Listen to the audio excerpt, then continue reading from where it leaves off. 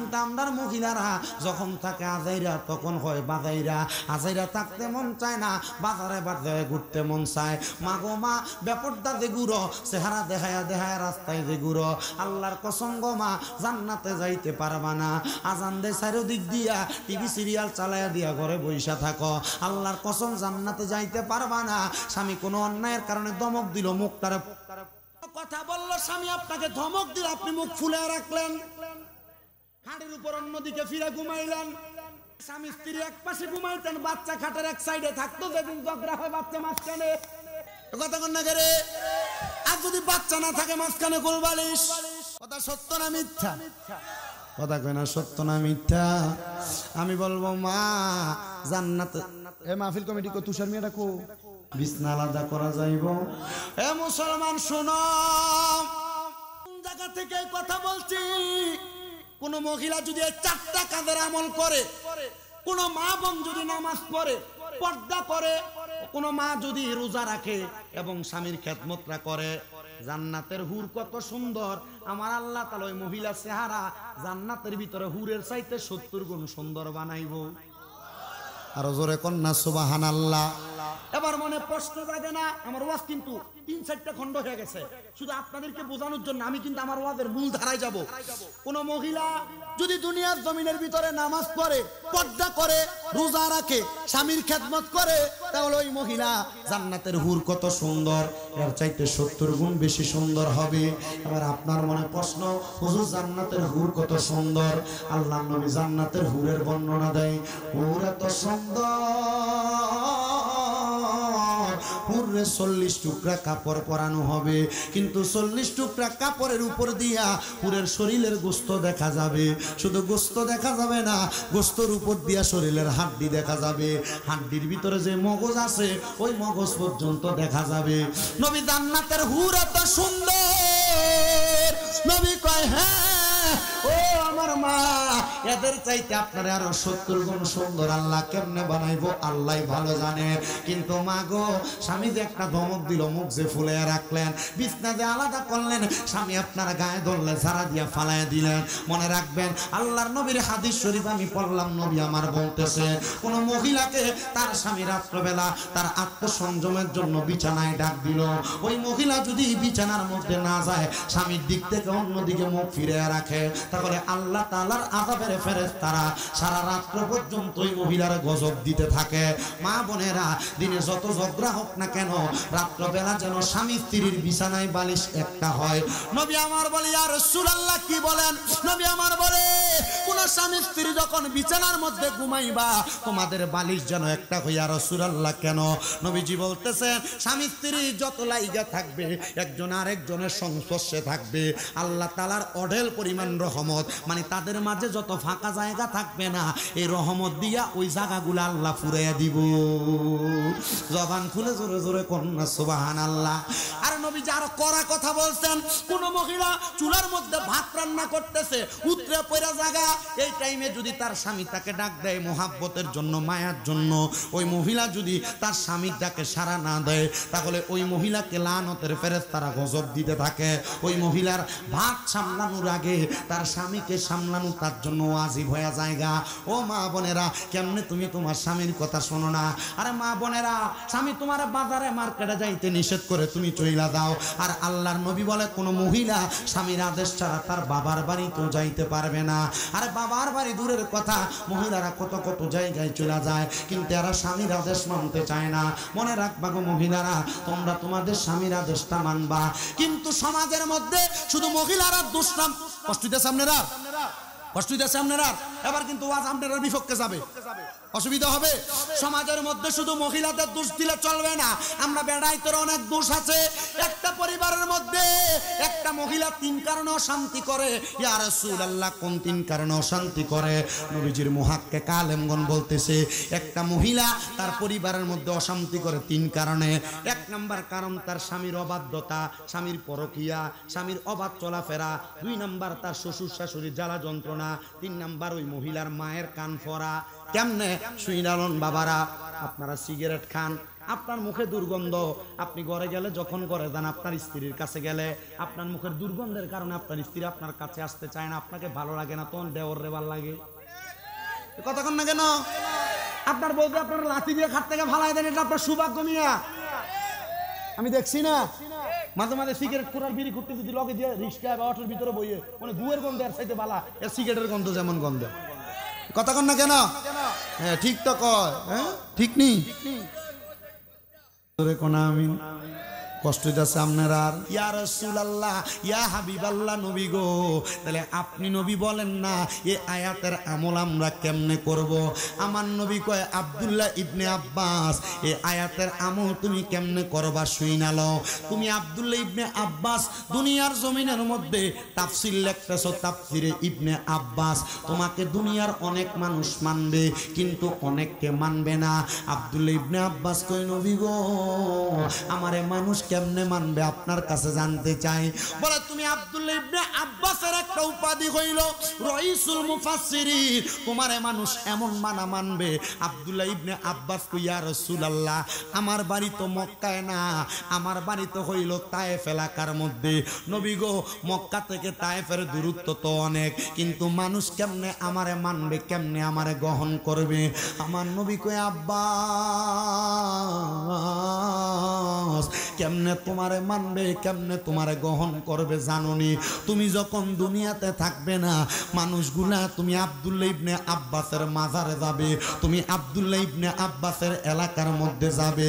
ইয়া রাসূলুল্লাহ নবী গো আমার এলাকায় যাবে এটা আপনি কেমনে বুঝলেন? আমার নবী কো আব্দুল্লাহ ইবনে আব্বাস আমি দয়াল নবী রাহমাতুল লিল আলামিন নবীকে আমার আল্লাহ তাআলা গায়েবের খবর দেনেওয়ালা কইরা পাঠাইছে। নবী গো আপনি নবী তো তায়েফ এলাকার মধ্যে যান না। নবী গো আমি আব্দুল্লাহ ইবনে আব্বাস দাওয়াত করলাম, আপনি নবী আমার দাওয়াতে তায়েফের ময়দানে একটু আসেন না? আব্দুল্লাহ ইবনে আব্বাস বলে আমি যখন আমার নবীরে দাওয়াত করলাম আমার নবীজি আমার দাওয়াতে তায়েফের ময়দানের দিকে অবস্থান করতে লাগলেন। আমার নবীজি পাহাড়ের একা রোড দিয়া যখন তায়েফের ময়দানে গেছে, তায়েফের কাফেরেরা তায়েফের ইহুদিরা মুশরিকেরা আমার নবীজির দিকে পাথরের বড় বড় চাকা নিয়া আমার নবীজির বুক মুবারকের মধ্যে মারতেছে, আমার নবীর পিঠ মুবারকের মধ্যে মারতেছে। আব্দুল্লাহ ইবনে আব্বাস কয় ও তায়েফের মানুষ তোমরা চিনুনি এটা কে? এটা হইল রাহমাতুল লিল আলামিন নবীজি, যেই নবীজিরে না বানাইলে আমার আল্লাহ তাআলা আরশ কুরসি লৌহ কলম দুনিয়ার কোনো কিছু বানাইতো না। তোমরা ওই নবীরে মাইরো না, ওই নবীরে আঘাত কইরো না। তায়েফের ওই ময়দানের মধ্যে যুবক টাকরা যুবক বয়সীরা আমার নবীরে আঘাত করে। রাহমাতুল লিল আলামিন নবী বলে প্রথম দিন যখন আমি তায়েফের ময়দানে গেলাম আমার নবী বলে আমার মাথা মুবারকের ডান দিক দিয়া তারা পাথর নিক্ষেপ কইরা এমন ভাবে আঘাত করেছে আমি নবীর রক্ত মুবারক, আমি নবীর দাড়ি মুবারক দিয়া আমার পেট মুবারক দিয়া আমি নবীর পা মুবারক পর্যন্ত গেছে, আমি নবীর জুতা মুবারকের সাথে আমার পাটা রক্তের কারণে লাইগা গেছে। ইয়া রাসূলুল্লাহ ইয়া হাবিবাল্লাহ নবী গো আপনি আল্লাহর কাছে বদদুয়া করেন আমার আল্লাহ যেন তায়েফের মানুষকে ধ্বংস কইরা দেয়। আব্দুল্লাহ ইবনে আব্বাস রে আমার নবী ডাক দিয়া কয় আব্বাস ও আমার আল্লাহ তো আমি নবীরে বদদুয়া করার জন্য পাঠাই নাই। নবী গো কেন পাঠাইছে? আমার নবী কই ওয়ামা আরসালনাকা ইল্লা রাহমাতাল লিল আলামিন কইরা আমার আল্লাহ তাআলা আমি নবীরে পাঠাইছে। আমি নবীর একটা উপাধি হইল মুস্তাজাবাতুদ দাওয়াত। আমি নবী যখন কোনো দোয়া করি আমার আল্লাহর সাথে সাথে আমার দোয়া কবুল করে, কোনোদিন ফিরায় না। এই মুস্তাজাবাতুদ দাওয়াত শব্দটার মানে হইল যখন কোনো মানুষ মুস্তাজাবাতুদ দাওয়াত হইয়া যায় আমার আল্লাহ তাআলা তার সব দোয়া কবুল করে। আমার নবী কয় আব্বাস শুইনা রাখো রে, আমি নবী যদি বদদুয়া করি আমার আল্লাহ তাআলা এ তায়েফ এলাকার মানুষগুলারে ধ্বংস করে দিব। আমার নবীজি রক্তাক্ত শরীর নিয়া আব্দুল্লাহ ইবনে আব্বাসের বাড়ি থেকে সামনের দিকে হাঁটতে নবীজির একজন সাহাবীর বাড়ির সামনে গেছে, যার নাম হযরতে কাব বিন আহবাব রাদিয়াল্লাহু তাআলা আনহু। হযরতে কাব বিন আহবাব রাদিয়াল্লাহু তাআলা আনহু আমার নবীরে দেখছে, মুসলমান ছিল না ইহুদি ছিল। হযরত আহবাব ডাক দিয়া কয় নবী গো আমি জানি আপনি আব্দুল্লাহর বেটা মুহাম্মদ, তারা এটা জানে। আপনি আব্দুল মুত্তালিবের নাতি, তারা এটা জানে। এটা জানি না কুরাইশ বংশের সাথে দুশমনি থাকার কারণে তারা আপনি নবীর শরীর মুবারকে পাথর মারছে। নবী গো, এরা জানে না আপনি যে রাহমাতুল লিল আলামিন নবীজি। এরা জানে না আমার আল্লাহ তাআলা যে আপনি নবীর আগে কোন নবীরে জান্নাতে ঢুকাইতো না। এরা জানে না আপনি নবীর উম্মতরে ছাড়া আপনি নবী যে জান্নাতে যাইতেন না। আপনি নবীজি মার গর্ভ না শুধু, যখন আপনারে আমার আল্লাহ তাআলা আদেশ কইরা নূর মুবারক বানাইছে তখন আপনি উম্মতের জন্য কাঁদছেন। এরা জানে না আপনি নবী দুনিয়া থেকে রওজা মুবারকে যাওয়ার পরে সারা জীবন উম্মতের জন্য কাঁদবেন। এরা জানে না আপনি নবী রাহমাতুল লিল আলামিন নবীজি দুনিয়ার জমিনের মধ্যে রাত্রবেলা ঘুমাইতেন না। যখন আপনি আপনার স্ত্রীর ঘরের মধ্যে যাইতেন, আপনার সময় অতিবাহিত হওয়ার পরে আপনার স্ত্রীরা খাটে ঘুমাইতো, আপনি নবীজি সারা রাত্র দাঁড়ায় দাঁড়ায় ইবাদত করতেন। ইয়া রাসূলুল্লাহ, আমি কাব বিন আহবাব জানি আপনি দয়াল নবী রাহমাতুল লিল আলামিন, আপনি ওয়া মা আরসালনাকা ইল্লা রাহমাতুল লিল আলামিন। নবী গো, আসেন আসেন আমার ঘরের মধ্যে আসেন, আপনি নবীর আমি একটু খেদমত করব। কাব বিন আহবাব বলে, আমার বাড়ির মধ্যে দুই একটা আঙ্গুরের গাছ ছিল, আঙ্গুরের পাতাগুলা নিয়ে আমি আমার হাতে ডইলা আমার নবীর শরীর মুবারক কারে মুইসা দিছি। রক্তগুলা মুইসা দিয়া আমার নবীজির রক্তগুলা বন্ধ করার চেষ্টা করছি।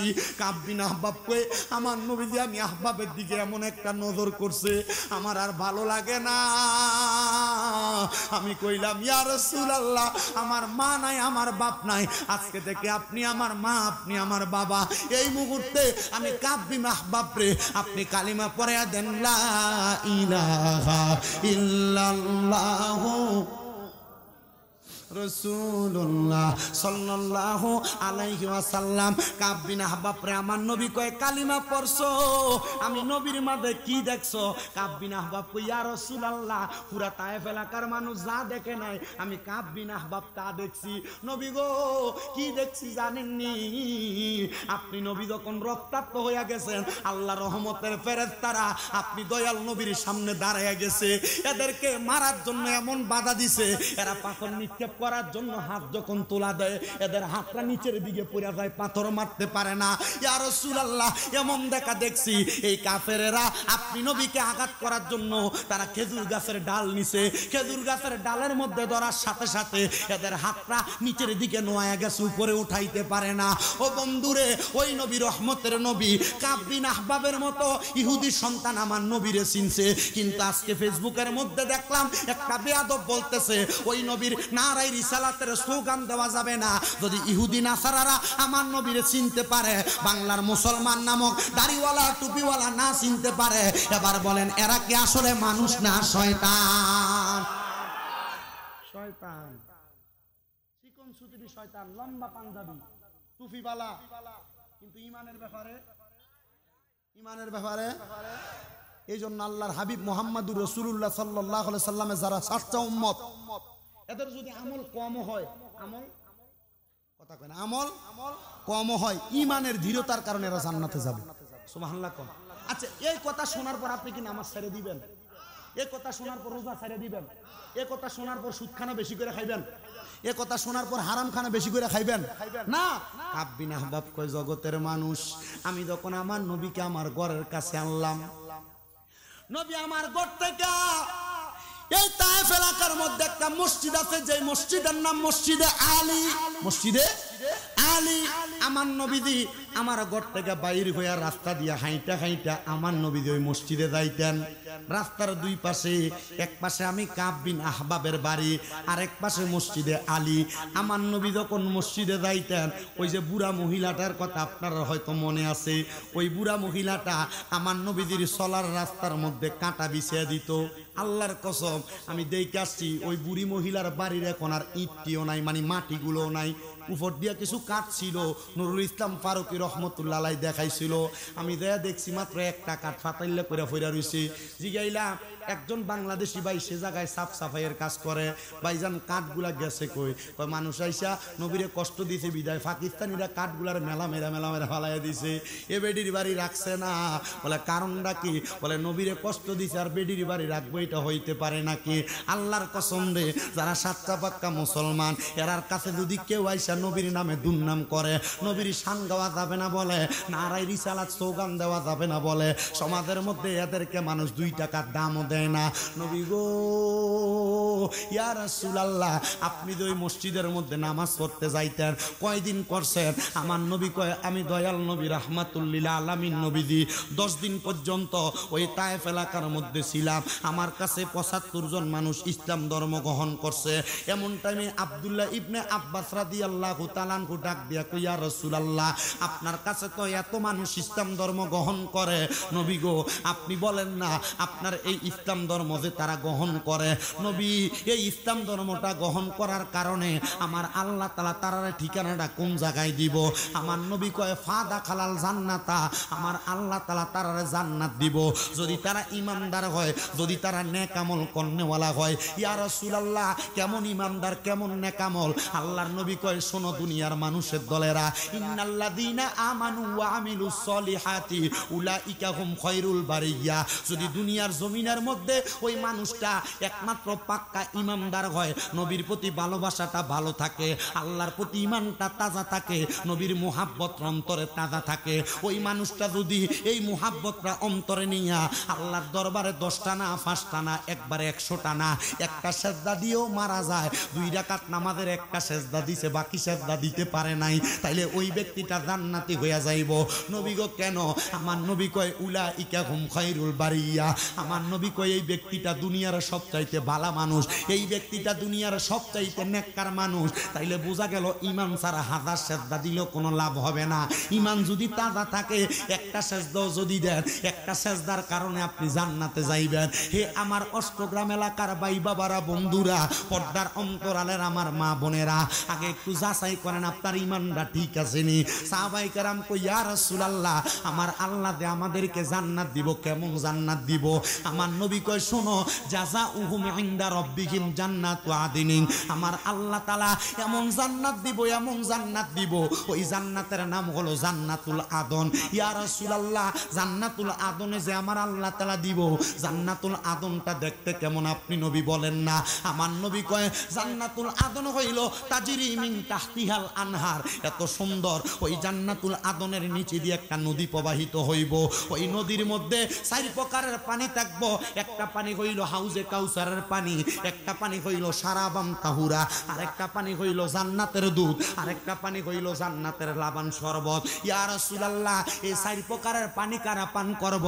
আমার নবী কয় 1 নাম্বার হাউজে কাউসারের পানি তারা পান করব যারা দুনিয়ার মধ্যে আল্লাহ এবং নবীর দানের চাইতে বেশি ভালোবাসে।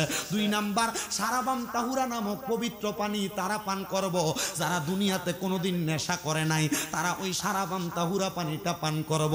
3 নাম্বার ওই পানিটা মানে জান্নাতের লাবান ওই শরবতটা ওই ব্যক্তি পান করব। নবী কারা পান করব? আমার নবী কয় ওই ব্যক্তি করব যেই ব্যক্তি কোনোদিন পরের হক মাইরা খায় নাই, জমি দখল কইরা খায় নাই, মানুষের সম্পদের ক্ষেতের গালা কাঁচাইতে কাঁচাইতে 1 হাতের টারে 1 বিঘা বানায় নাই, ওই ব্যক্তি খাইব। নবী গো 4 নাম্বার জান্নাতের নেয়ামতলা শরবত কে খাইব? আমার নবী কয় কাউরা যারা কোনোদিন দুনিয়াতে সুদ খায় নাই। এবার আপনারা বলেন আপনার এই এলাকায় সুদকুর আছে না নাই? কম না বেশি? আমরা সমাজের মানুষের সুদকুটিরে ধরে নিয়ে মসজিদের সভাপতি বানাই, আমরা সমাজের মানুষের সুদকুটিরে ধরে নিয়ে মসজিদের কেশিয়ার বানাই, আমরা সমাজের মানুষ এলাকার সর্দার মাথা পরির দায়িত্ব সুদকুটিরে দেয়, সুদও খায় হারামও খায়, আবার সমাজের ভিতরে দোকানে বইয়া লম্বা কথা কয়, এমন ব্যাকল আমরা সমাজে আছে না নাই? শোনো রে আমার এলাকার সুদকুরেরা, আমরা জানি শুকুরের গোশত খাওয়া হারাম, কিন্তু সুদের টাকা ঘুষের টাকা দিয়া গরুর গোশত কিনা খাইলে এটাও হারাম, মুরগার গোশত কিনা খাইলে এটাও হারাম। বলা হুজুর কেন? কারণ সুদের টাকা হারাম, হারাম টাকা দিয়া যা খাইবা সবই হারাম। বন্ধুরে এই সুদখোরেরা হারাম করেরা যদিও দুনিয়াতে বালা বালা খানা খেয়ে কবরে যাইব, আমার আল্লাহ তাআলা অন্ধকার কবরের ভিতরে এই হারাম খোররারে কি খাওয়াইবো জানেননি? বলে হুজুর কি খাওয়াইবো জানতে চায়। আল্লাহর নবী কয় এই হারাম খোরেরা কবরের মধ্যে পানির পিপাসায় কাতরাইবো। আমার আল্লাহ তাআলার ওই বান্দাটা যেটা হারাম খাইছে, সুদ খাইছে, ঘুষ খাইছে নাই, হ্যাঁ এর লাগে নি মাতুন নামরা আছে সাপ্তাহ সুদ 1 লাখে বছরে 30,000 টাকা। কথা কন না করে কয় হাজার ওরে বেটা ওরে আর বাড়াই লাগছে। আমি আইতে 0 পয়েন্টের ভিতরে দেখি যত সুদের কোম্পানির সাইনবোর্ড আছে 0 পয়েন্টের সাইড দিয়ে লাগাই না সিরিয়ালে। সাঙ্গা হিসাব ব্যবসা তো ভালাই দিকে মানুষ বিপদে পড়ে, কারণ আপনার দিকে তো পানি উঠে, পানি ওঠার কারণে মানুষ বিপদে পড়ে থাকা তখন বাধ্য হয়ে দেয় সুদে হালো। কি কথা কন না করে? মুসলমান ইমানদারেরা গভীর মনোযোগ দিন। কষ্ট হইতেছে আপনারা? এই মাহফিল কমিটি দেরি হয়ে যায়নি কোনো? দেরি হয়ে যায়নি কোনো? দেরি হয়ে আসুন তো আপনারা ইনশাল্লাহ। আবারও কইব নি ভাইয়া? কইব মারহাবা, জোরে কোন মারহাবা। আমার ভাইয়ারা, বাবারা, বন্ধুরা, এই হারাম খুরগুলারে আমার আল্লাহ তাআলা কবরে সর্বনিম্ন 3000 বছর জ্বালাইব। জোরে কোন কয় হাজার বছর জ্বালাইব? 3000 বছর জ্বালাইব। ওই জাহান্নামের আগুনের রং হবে লাল। ওই লাল রঙের আগুনের মধ্যে যখন হারাম কোটটারে ফালাইব, 1000 বছর আগুনটারে জ্বালাইয়া এবার আগুনের কালার বানাইয়া দিব সাদা, আরো 1000 বছর জ্বালাইয়া আগুনের রংটা বানাইব কালা। এই কালা আগুনের ভিতরে ওই বান্দাটারে আরো 1000 বছর জ্বালাইব। জ্বালাইতে জ্বালাইতে রে ও অষ্টগ্রামের বাবারা, 3000 বছর পরে এবার বান্দার একটা তাকাসুর নামক জায়গায় দাঁড় করাইয়া দিব। কইব বান্দা হারাম যে খাইছো, কবর আযাবটা কেমন লাগে? বলে বলবো কবর আযাব ভালো লাগে না। আল্লাহ গো একটু পানির ব্যবস্থা নি করা যাবে গো, আমি একটু পানি পান করতে চাই। এবার আপনার মনে প্রশ্ন জাগতে পারে, হুজুর এরা তো সুদ খাইছে, এরা কি কবরে পানি দিবনি? হ্যাঁ পানি দিব, কিন্তু আমরা যে মিনারেল ওয়াটার সাদা পানি খাই এই পানি দিত না। বলে হুজুর কি পানি দিব? বলে এদের পানিটা বড় ভয়ঙ্কর। নবী গো কেমন পানি দিব? আল্লাহর নবী কয় জাহান্নামের আগুনে অন্যরারে ফুরাইয়া জ্বালাইয়া যে রক্ত ফুসগুলা নিচে জমা হইব, এই রক্ত ফুসগুলা সুদখোর আর ঘুষখোর হারাম খোরটিরে দেওয়া হইব। নবী গো ওই পানি কি তারা পান করবে? বলে পান করবে দূরের কথা, যেই পাত্রের মধ্যে তারা পানিটা দিব, আমরা তো কাঁচের গ্লাসে পানি খাই, প্লাস্টিকের গ্লাসে পানি খাই, স্টিলের গ্লাসের মধ্যে পানি খাই, কিন্তু হারাম খোরগুলারে পানি দেওয়ার জন্য যে পাত্রটা ব্যবহার করব, এই পাত্রটা হইব লোহার পাত্র, কিন্তু লোহার পাত্রটা ঠান্ডা থাকতো না। আগুনের ভিতরে দেখবেন একটা রডে ফোরাত দিলে এটার রংটা একবারে কয়লার মতো লাল টসটসা হইয়া জাগা। ঠিক ওই পাত্রটারে, পানির গ্লাসটারে আর মগটারে জাহান্নামের আগুনের মধ্যে ফুরাই এমন টসটসা লাল বানাইবো। অন্য জাহান্নামীরা রক্ত আর কুচগুলা দিব, নিয়ে কইব এরা হারাম খোররা, নে পানিটা পান কর। ওই সময় ওই হারাম খোররা বলবে এই পানি কেমনে পান করব? দুনিয়ার পানির ভিতরে একটা মশা যদি পড়তো, আমি পানিটারে ফালাইয়া দিয়া বোতলটা দিয়া গ্লাসটা দিয়া তারপরে পানি খাইতাম, এই রক্ত আর পুজ আমি কেমনে খাইব? বলে হারাম তো কম খাও নাই, পরের হক তো মাইরা কম খাও নাই, নেও নেও তাহলে এই পানিটা পান করো। তখন এরা কি করবে জানো? এরা তখন পিপাসার্ত হইয়া ওই রক্ত পুষগুলা তাদের মুখের মধ্যে ঢাইলা দিবে। আল্লাহর নবী কয় ওই রক্ত পুষগুলা যখন ঢালবো রে, তাদের পেটের নারী বুড়িগুলা পায়খানার রাস্তা দিয়া নিচের দিকে গইলা গইলা পড়বে। মানুষ রে হারাম টাকা খাও, সুদের টাকা খাও, ঘুষের টাকা খাও, এই টাকা খাইয়া খাইয়া নিজের মুসলমান দাবি করো। কেমনে দাবি করো? আমার তো বুঝে আসতেছে না, আমার তো বুঝে আসতেছে না, আমার তো বুঝে আসতেছে না। আল্লাহর নবী কয় আমি নবী যখন মেরাজের মধ্যে গেলাম, আমি মেরাজের মধ্যে যাওয়ার পরে আমি দুই শ্রেণীর মানুষ দেখছি। এক শ্রেণীর মানুষ দেখছি যাদের পেটটা কাল বুয়ুতিন একটা ঘরের মতো দেখা যায়। আমি নবী দেখলাম এদের পেটের চামড়ার উপর দিয়া এদের পেটের অবস্থা দেখা যায়। এদের পেটের মধ্যে লম্বা লম্বা সাপ, এদের কলিজার মধ্যে একটা একটা করে আঘাত করে। ইয়া রাসূলুল্লাহ কেন গো? বলে একটাই কারণ, হারাম খাওয়ার কারণে, পরের হক মাইরা খাওয়ার কারণে। মুসলমান ও নবীর উম্মতের দলেরা, পরের হক খাইতে সাবধান। কিন্তু বর্তমানে পরের হক খাওয়া, সুদের টাকা খাওয়া, বেড়াই তার খাওয়া না, এটারে ব্যবসা ঘুরে আলাইছে। বলে হুজুর কে খায়? বলে শাশুড়ি দিয়া খাওয়ায়, বেডিয়া সুদের ব্যবসা করে। কথা কোন না কে রে? কারা করে সুদের ব্যবসা? বেড টাইম করে সুদের ব্যবসা। কি গো মা, কোন সন্তানের জন্য সুদ খাও? এ আব্বারা কোন স্ত্রীর জন্য সুদের টাকা খাও, হারাম টাকা খাও? একটা কথা মনে রাখবা, তোমার সন্তান তোমার একটা নেক আমল দিয়া কবরে সহযোগিতা করতো না। তুমি তোমার ফুতের কাছে যা বলবা, সন্তান আমি আব্বার একটা নেক আমল দিয়া সহযোগিতা কর, আমি আব্বা একটা আমলের কারণে আটকে গেছি গা। সন্তান বলবা আব্বা হারাম খাইছেন, সুদ খাইছেন, ঘুষ খাইছেন, আপনি খাইলেন কেন? আব্বা কইব ফুতরে তোরে বালা রাখার জন্য, সুন্দর খাওয়ানোর জন্য, সুন্দর পড়ানোর জন্য আমি সুদের টাকা খাইছি। ফুত কইব বাপ হিসাবে আপনার দায়িত্ব ছিল আমারে খাওয়ানো। হারাম খাওয়াইছেন না হালাল খাওয়াইছেন এটা আমার দেখার বিষয় না। যান আপনি আপনার মতো। যে সন্তান আপনারে পরিচয় দিবে না, যে বউ আপনারে পরিচয় দিবে না, তাহলে কি লাগা ওই বউরে বালা রাখার জন্য, কি লাগা ওই সন্তানরে বালা রাখার জন্য আপনি হারাম টাকা খান? মুসলমান রে, আল্লাহর ওয়াস্তে আপনার কদমের মধ্যে হাত দিয়া বলি, যদি এমন হারাম খানা ছাড়তে পারেন, দেখবেন আপনার দুনিয়া আখিরাত একবারে পরিপূর্ণ হয়ে যাবে। নবীর উম্মতের দলেরা শুনো রে, আব্দুল ইবনে আব্বাসের কথাতে বলতেছিলাম, উনি বলতেছে অনেক মানুষ আমার বাগান থেকে নিয়ে নিয়ে ফল খিচিরা খাইতো। আমি যখন নবীজির হাতে ইসলাম ধর্ম গ্রহণ করলাম, কাফেররা নবীজির সাথে না পাইরা এরা আইসা আমার ঘুমের অবস্থায় চাবুক দিয়ে আঘাত করছে। এরা আমার চাবুক দিয়ে শুধু আঘাত করে নাই, এরা আমার বাগানের সব আঙ্গুরগুলা ফলগুলা নিয়ে গেছে। হযরত আব্দুল ইবনে আব্বাসের সামনে কাব বিন আহবাব বলতেছে, এ আব্দুল ইবনে আব্বাস, আমার নবীরে বলো না আমার জন্য দোয়া করার জন্য। কাফেররা আমারে বড় আঘাত করছে, আমারে বড় মারছে, আমি সহ্য করতে পারি না। আমার দয়াল নবী আল্লাহর কাছে দোয়া করে, আল্লাহ এ তায়েফ এলাকার মধ্যে আপনি বরকত দান করেন। খোদার কসম রে, পুরা মক্কা মদিনার মধ্যে 46 ডিগ্রি 45 48 ডিগ্রি সেলসিয়াস থাকে, কিন্তু তায়েফ এলাকায় গেলে মাত্র 24 ডিগ্রি 26 ডিগ্রি 30 ডিগ্রি সেলসিয়াস থাকে। এটা আমার দয়াল নবীজির দোয়ার বরকতের কারণে।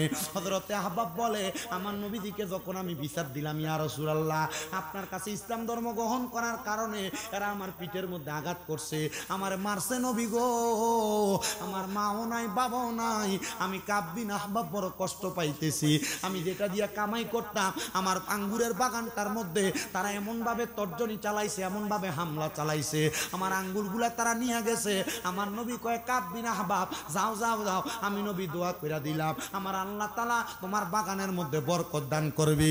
ঠিকই রে বাবা, এখনো পর্যন্ত কোন হাদি যদি মক্কা মদিনায় যায়, তায়েফ এলাকায় গেলে কাব বিন আহবাবের বাড়ির সামনে একটা 3 ফলের গাছ আছে, এখানে 3 ফল বিক্রি করে। যেই 3-এর কথা কোরআনের মধ্যে আছে, ওই জায়গায় আঙ্গুরের বাগান আছে, সুন্দর সবজির বাগান আছে, ওই জায়গার মধ্যে মানুষ সবজি ক্ষেত করে কত সুন্দর খাবার খায়। এটার কারণ হইল রহমতের নবী সেই জায়গার মধ্যে দোয়া করে দিয়ে আসছে, দোয়া করে দিয়ে আসছে আল্লাহর হাবিবের কাছে। হযরতে আব্দুল ইবনে আব্বাস, ইয়া রাসূলুল্লাহ আমার কাব বিন আহবাব ভাবে যেমন ভাবে ইনকাম করে, আমরা এমন ভাবে ইনকাম করতে চাই। আমার নবী কয়, তোমরা ব্যবসা করো, তোমরা কর্ম করো, আমার আল্লাহ তাআলা ব্যবসা এবং কর্মকে হালাল করছে। ইয়া রাসূলুল্লাহ আমাদের এলাকার মধ্যে একজন লোক আছে যে ইহুদি ধর্ম, ইহুদি, ওই ব্যক্তিটা আপনি নবীর কথা মানে না, আপনি নবীর কথার বাহিরে কর্ম করে। আমার নবী কয়, শোনো আমি নবী ঘোষণা করলাম, তার কাছে যাইয়া আমি নবীর একটা বাণী পৌঁছাইয়া দিবা। এই ইহুদি আমার নবী বলছে, তুমি যদি এই ব্যবসা কর্মকাণ্ড ছাইরা, মানে হারাম ব্যবসা ছাইরা দিয়া তুমি যদি নবীর কথা মোতাবেক হালাল ভাবে চলাফেরা করো, আমার নবীজি তোমার জান্নাতের জিম্মা জিম্মাদারি নিবে। ইহুদিটা দাঁড়াইয়া গেছে, বলে জান্নাতের জিম্মাদারি আমার নবী নিবে। চলো চলো, আমার নবীকে বলবা আমার যেন এই কথাটা কাগজের মধ্যে লেখা দেয়। আমার দয়াল নবী রাহমাতুল্লিল আলামিন নবীর কাছে আইসা আব্দুল ইবনে আব্বাস তো ইয়া রাসূলুল্লাহ, ইহুদিটা হারাম খায়, পরের হক মাইরা মাইরা খায়, আপনি দয়াল নবী তাকে জান্নাতের খবরদারি দিবেন, জান্নাতে সুপারিশ করবেন যাওয়ার জন্য। ইহুদি বলছে লেখাটা যদি আপনি কাগজে লেখা দেন তাহলে ওই ইহুদিটা ইসলাম ধর্ম গ্রহণ করবে। জোরে কোন সুবহানাল্লাহ। মুসলমান, আমার দয়াল নবী রাহমাতুল্লিল আলামিন নবীজি এই কথাটা শুই না কাগজের মধ্যে লেখা দিছে এই ব্যক্তি জান্নাতি, এই ব্যক্তি জান্নাতি, এই ব্যক্তি জান্নাতি যদি সে হারাম না খায়, যদি সে হারাম না খায়। ইহুদি কাগজটা মুঠ করে ধইরা বাড়ির মধ্যে যাইয়া তার আব্বা আম্মারে বলছে, মা ও আব্বা আপনার কাছে আমার আবদার, আপনারা তো ইহুদি, আপনারা তো মুহাম্মাদুর রাসূলুল্লাহরে মানেন না, আপনাদের কাছে আমার আবদার হইল আপনারা যদি আমার কাছে কথা শুই না ইসলাম ধর্ম গ্রহণ করেন আমি আপনাদেরকে নিয়ে জান্নাতে যাব। বলে বাবা কি বলো? বলে হ্যাঁ মুহাম্মাদুর রাসূলুল্লাহ আমারে লেখা দিছে আমি জান্নাতি। মা বাবা কয় মুহাম্মাদুর রাসূলুল্লাহ লেখা দিলে তুমি জান্নাতে দেবে, এটা কেমনে বলো? মা গো মা, মুহাম্মাদুর রাসূলুল্লাহ কোন দোয়া যদি আল্লাহর কাছে করে, মুহাম্মাদুর রাসূলুল্লাহ কোন কথা যদি আল্লাহর কাছে বলে, মুহাম্মাদুর রাসূলুল্লাহ জবান দিয়া কোন কথা যদি মানুষের কাছে বলে, তাহলে মানুষেরা এই কথাগুলা মুহাম্মাদুর রাসূলুল্লাহর কথা মনে করে না গো মা, এই কথাগুলা আমার আল্লাহর কথা মনে করে। কারণ আমার আল্লাহর নবী রাহমাতুল্লিল আলামিন নবী নিজে থাইকা কোনো কথা বলে না, যা বলে আমার আল্লাহ তাআলা মুহাম্মাদুর রাসূলুল্লাহরে দিয়া বলায়। মা গো মা, আমি কাগজে লেখা আনছি আমি জান্নাতি, আমার আল্লাহর হাবিব মুহাম্মদ মুস্তাফা বলছে হে মা, ও মা ইসলাম ধর্ম গ্রহণ করবানি? মা ডাক দিয়া কই সন্তান এই মুহূর্তে কালেমা পড়াও, লা ইলাহা ইল্লাল্লাহু মুহাম্মাদুর রাসূলুল্লাহ সাল্লাল্লাহু আলাইহি ওয়াসাল্লাম। ওই ইহুদি বলে আমি এবং আমার মা দুইজন ইসলাম ধর্ম গ্রহণ করলাম, কিন্তু আমার আব্বাজান এমন ঘাটতারা মানুষ ইসলাম ধর্ম গ্রহণ করে নাই। আমার আব্বাজান রে বললাম আব্বাজান আপনি ইসলাম ধর্ম গ্রহণ করেন, ইসলাম ধর্ম গ্রহণ করেন। আমার আব্বা ইসলাম ধর্ম গ্রহণ করে নাই। আমি আমার আম্মা জানরে নিয়ে যখন ঘরের মধ্যে ইসলাম ধর্ম মোতাবেক রাত্রবেলা ইবাদত করি, আমার আব্বাজান ঘরের ফাঁকা দিয়া দিয়া দেখতো আমরা কি করি। আমার আব্বা দেখতেন আমরা নামাজ পড়ি, রুকু করি, সিজদা করি। হে দুনিয়ার মানুষ, আমরা যখন দুনিয়াতে ইবাদত করতাম, একদিন আমি তাহাজ্জুদ নামাজের সময় দেখলাম আমার মা জননী নামাজের মুসল্লা থেকে মাথা উঠাইতেছে না। আমি আমার মারে ডাকলাম, আমার মা জননী আর মাথা মুবারক উঠায় না। আমি জিগাইলাম মা, নামাজরত অবস্থায় যে ঘুমায়া গেলেন, ও মা ঘুমানো যাবে না, তাড়াতাড়ি মাথা উঠান। আমি বুঝতে পারলাম আমার মা দুনিয়াতে নাই। আমি আমার মারে বারবার ডাক দিলাম, বারবার ডাক দিলাম, বুঝলাম রে আমার মা মনে হয় দুনিয়া থেকে বিদায় হয়ে গেছে। আমি আমার মারে সুন্দর করে কাফন পরাইয়া আমার নবীর দরবারে নিয়ে গেলাম। ইয়া রাসূলুল্লাহ আমার মা একজন মুমিনা, আমার মা একজন ইমানদার, আপনি নবীজি আমার মারে জানাজা পড়াইয়া দেন। জোরে কন্যা সুবহানাল্লাহ। নবী গো ইয়া রাসূলুল্লাহ আপনি জানাজা পড়াইয়া দেন গো নবী। আমার নবীজি সাহাবায়ে কেরাম রে নিয়ে দাঁড়াইছে, নবী আমার জানাজা পড়ায়, জানাজা পড়াই, কিন্তু ইহুদি আব্বাটা দূর থেকে দাঁড়ায় দাঁড়ায় কান্দে, হায়রে আমার আদরের স্ত্রী দুনিয়া থেকে বিদায় হয়ে গেছে, আমার স্ত্রী কবরে গেলে কেমনে থাকবো আমি জানি না।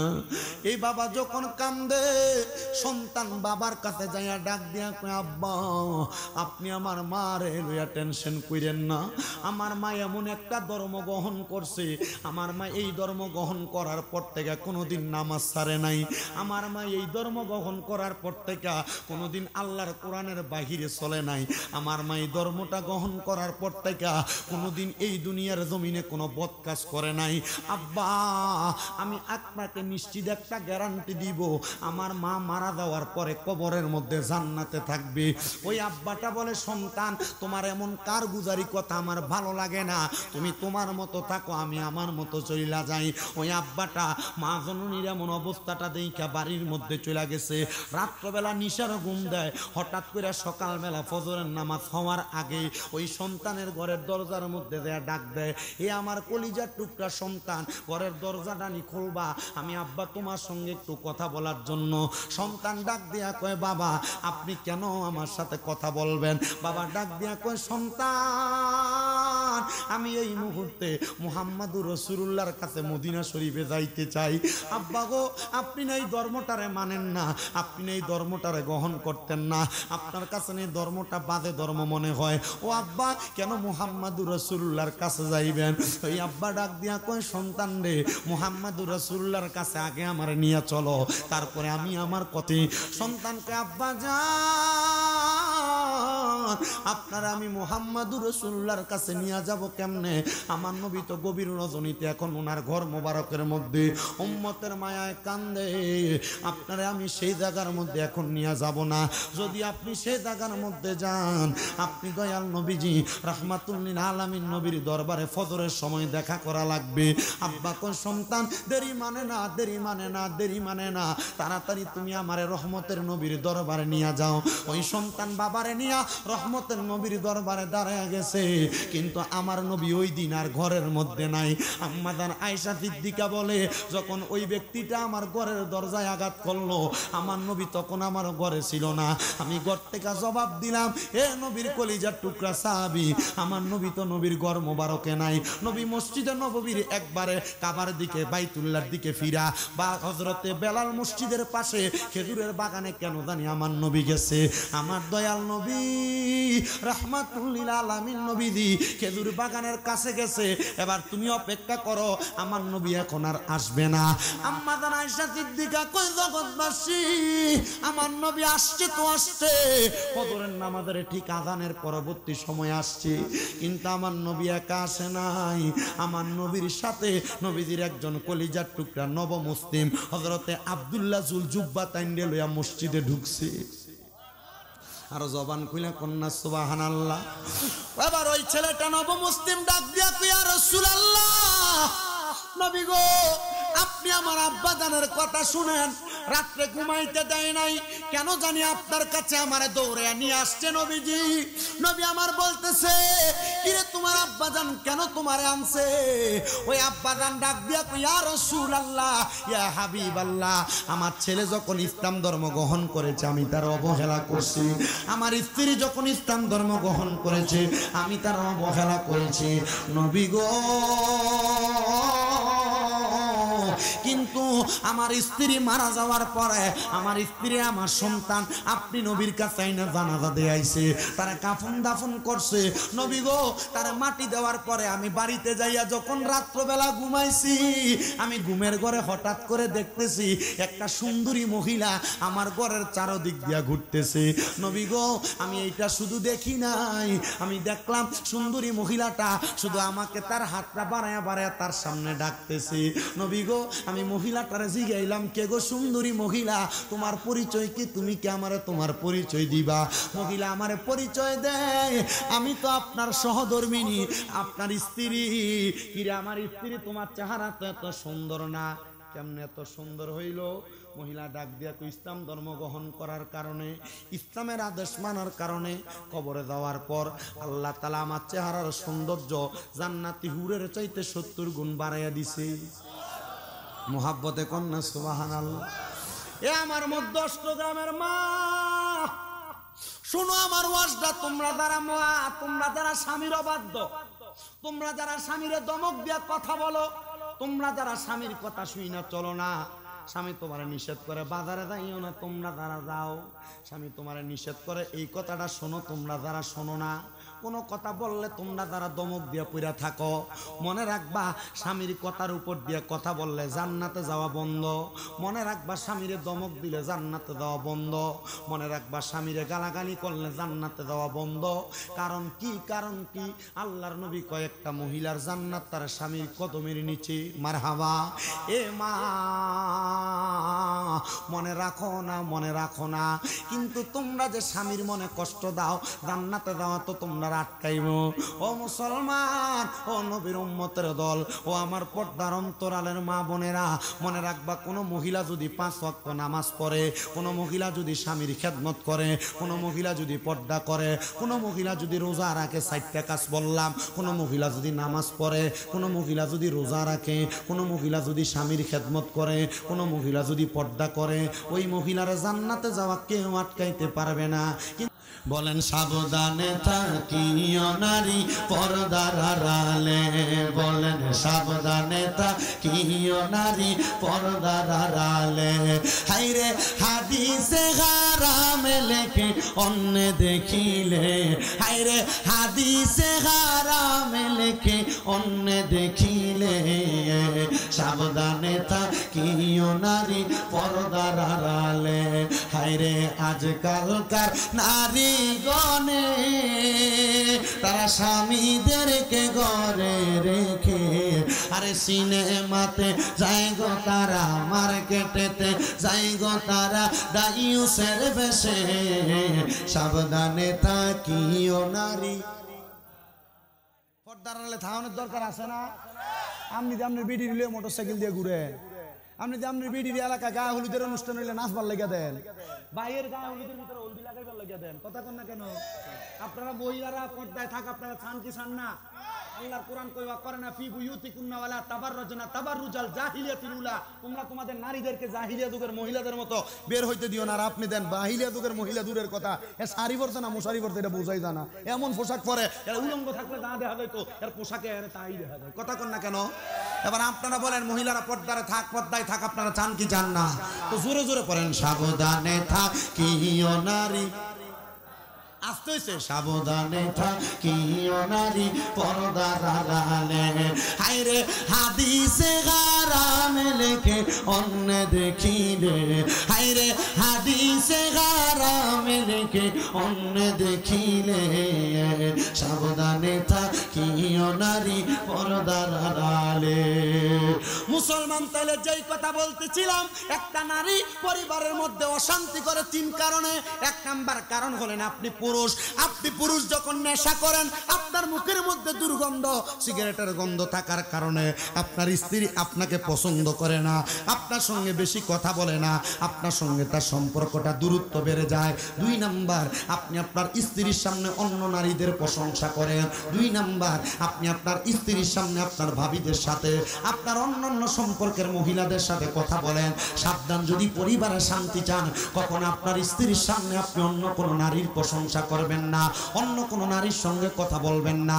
ও মুসলমান, দেখবেন আপনি যদি এমন ভাবে চলতে পারেন, তাহলে আপনার পরিবারটা জান্নাত হয়ে যাবে, জান্নাত হয়ে যাবে।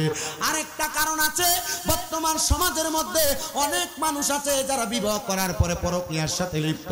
আল্লাহর কসম মুসলমানেরা, আপনারা যদি ঘরের মধ্যে বউ রাইখা আপনি যদি এমন পরকীয়ার মধ্যে লিপ্ত হয়ে যান, তাহলে আপনার পরিবারের মধ্যে কোনো শান্তি থাকবে না, কোনো শান্তি থাকবে না, কোনো শান্তি থাকবে না। 2 নাম্বার কারণ হইল, সমাজের বর্তমান শ্বশুর শাশুড়িরা ছেলের বউকে নিজের মেয়ে মনে করে না। নিজে চায় নিজের মাইয়াটা শ্বশুর বাড়িতে গেলে ভালো থাকো, কাম না করো, কিন্তু নিজের ছেলের বউটা বাড়িতে আসতে মনে করে রং ফিরা বদুলে এটা কাম করুক, খালি কাজ করুক না গো। ও শ্বশুর শাশুড়িরা, আপনি যদি আপনার পরিবারে শান্তি চান, আপনি আপনার নিজের ছেলের বউটাকে নিজের মেয়ের মতো মনে করবেন, দেখবেন আর কোনোদিন কোনো নারী পরিবারের মধ্যে অশান্তি করবে না। আর 3 নাম্বার কারণ, অনেক মেয়ের মার আছে, মা বোনের আগের 2টা যদিও মানে, কিন্তু 3 নাম্বারটা তারা মানতে পারবে না। অনেক মহিলাদের মা আছে, অনেক মেয়েদের মা আছে, যারা তাদের মেয়েদেরকে শিখিয়ে দেয়, তোর স্বামী কি কামাই করে, তোর স্বামী কি ইনকাম করে, তুই প্রত্যেক দিন এটার হিসাব নিবি, কোথায় টাকা খরচ করে এটার হিসাব নিবি। মুসলমান যখন এমন দায়িত্ব খাটাইতে চায়, তখনই তার সংসারের মধ্যে অশান্তি তৈরি হয়ে যায়। এজন্য আমার এই এলাকার পুরুষদেরকে বলবো, আপনারা যখনই আপনার পরিবারের মধ্যে সময় দেন, এই সময় দেওয়ার সময় আপনি আপনার স্ত্রীটাকে ভালো করে দেখবেন, মোহাব্বত করে দেখবেন। আপনি তাদের প্রতি আপনি বাজে নজরে তাকাইবেন না, খারাপ ব্যবহার করবেন না, দেখবেন আপনার পরিবারটা জান্নাত হয়ে গেছে। এর জন্য নারীর দোষ দিলে চলবে না, মহিলাদের দোষ যেমন পুরুষেরও দোষ তেমন। আপনারা সংসারকে সুন্দর করার জন্য নিজেও ভালো হইবেন, আপনার পরিবারকেও ভালো বানাইবেন, দেখবেন আপনার সংসারটা বড় সুন্দর হয়ে গেছে। এবার আল্লাহর নবী রাহমাতুল লিল আলামিন নবী নূরে মুজাসসাম নবী আমার বলতেছে, একটা মহিলার চেহারা জান্নাতি হুরের চাইতে 70 ভাগ সুন্দর হয়ে যাবে। ওই ইহুদি ছেলেটার বাবা বলে, ইয়া রাসূলুল্লাহ, আমি দেখলাম আমার স্ত্রী চেহারাটা বড় সুন্দর, আমার হাতে ধরে ধরে টানতেছে। আমি জিজ্ঞাইলাম, ওই স্ত্রী তুমি কেন আমারে ডাকতেছো, আমার কি কারণটা বলবানি? আমার স্ত্রী বলেছে, স্বামী আমি একা জান্নাতে থাকবো আর আপনি জাহান্নামে যাবেন, আমি স্ত্রী এটা সহ্য করতে পারি না। মনে রাখবেন, কোনো মহিলা চায় না তার স্বামী খারাপ পথে যাক, কোনো মহিলা চায় না তার স্বামীর ভাগটা অন্য কোনো নারীর সাথে অংশীদার হোক। ওই মহিলা বলে, স্বামী গো, আমি চাই না আমি একা জান্নাতে থাকি আর আপনি জাহান্নামে থাকেন। ও আমার স্বামী, আপনার কাছে আমার আবদার, আমি যেমন জান্নাতে আছি আপনিও আমার সাথে জান্নাতে আসবেন। ওই পুরুষটা ডাক দিয়া, ইয়া রাসূলুল্লাহ, আমার স্ত্রী যেহেতু ইসলাম ধর্ম গ্রহণ করার কারণে, ইসলামের মৌলিক এবং যৌগিক প্রত্যেকটা কাজ করার কারণে আমার স্ত্রী জান্নাতে গেছে, আপনি এই মুহূর্তে আমারে কালেমা পড়াইয়া দেন, আমি আপনার হাতে কালেমা পড়া মুসলমান হব, যেন আমি জান্নাতে যাইতে পারি। জোরে বলেন সুবহানাল্লাহ। মুসলমান রে, ও নবীর উম্মতের দল, ওই ব্যক্তিটা আল্লাহর হাবিবের হাতে হাত রেখে ইসলাম ধর্ম গ্রহণ করছে আর রহমতের নবীজির দরবারে বলতেছে, ইয়া রাসূলুল্লাহ, ও মায়ার নবী, আমি আর আপনার দরবার থেকে কোথাও যাব না। যদি আমি ইহুদি সম্প্রদায়ের কাছে যাই তাহলে তারা আমাকে তাদের দলে নিতে চাইবে, আমি আপনার সাথে তাইকা ইসলাম ধর্ম গ্রহণ করব। ওই ব্যক্তি বলে, রহমতের নবী এশারের নামাজের পরবর্তী সময়ে বাড়িতে চলে গেছে আর আমি মদিনা শরীফের মধ্যে ঘুমায়া রইলাম। মদিনা শরীফের ভিতরে ঘুমায়া থাকা অবস্থায় সকালে যখন ফজরের ওয়াক্ত হয়েছে, আমার সন্তান আয়েশা আমারে ডাকে, কিন্তু আল্লাহর কসম কিতাব প্রমাণ করে ওই ব্যক্তি আর ঘুম থেকে ওঠে নাই। মদিনা শরীফের ভিতরে তার ইন্তেকাল হয়েছে। জোরে কোন ইন্না লিল্লাহি ওয়া ইন্না ইলাইহি রাজিউন। ব্যক্তির জানাজা আমার নবী পড়াইছে। মারহাবা কোন নবীজি জানাজা পড়াইছেন মানে লোকটা জান্নাতি না জাহান্নামী? জোরে জোরে কোন। ওই লোকের স্ত্রী জানাজা পড়াইছে কে? মনে আছে তো? নবীজি পড়াইছে, দুইজনের জানাজা পড়াইছে। আমার ওয়াজ কিন্তু চারিদিকে গেছে। আমার মাহফিল কমিটির ভাইরা বলছিল, হুজুর যেটা ধরবেন এটা শেষ করে দিবেন। আমি কইছি শেষ করে দেন, তো শেষ করতেছি, এটা একটু মনোযোগ দেন। তাহলে স্ত্রী জানাজা পড়াইছে কে? জোরে কন্যা কে রে? স্বামীর জানাজা পড়াইছে কে?